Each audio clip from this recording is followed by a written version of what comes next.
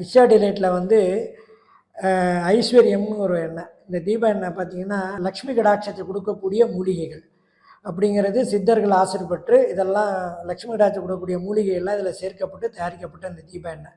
இந்த தீப எண்ணெய் என்னன்னு கேட்டிங்கன்னா தினமும் காலை மாலை இருவேளையும் நம்மளுடைய பொருளாதாரங்கள் பண வசதிகள் பெருகிடவும் பணம் தடைகள்லாம் நீங்கிடவும் நமக்கு செய்யும் தொழிலில் அபிவிருத்தியான லாபங்கள் கிடைக்கவும் வீட்டில் லக்ஷ்மி கடாட்சம் கிடைக்கவும் நினைத்த பொருட்கள் வாங்கிட இந்த மாதிரி பண பிரச்சனைகள் பண தடைகள் இதெல்லாம் விலகி நல்லா மேலும் மேலும் சுபிட்சத்தை கொடுக்கக்கூடிய இந்த ஐஸ்வர்ய தீப எண்ணெயை வந்து காலை மாலை இருவேளையும் ஏற்றும் பொழுது ஒரு வெத்தலை பாக்கு ஒரு தாம்பூலம் வச்சு ஒரு கல்கண்டு வச்சு இந்த மாதிரி லக்ஷ்மி சோத்திரத்தை சொல்லி இந்த தீபத்தை ஏற்றுறது சிறப்பை தரும். துளசி மாடத்திட்ட ஏற்றுறதும் சிறப்பை தரும்.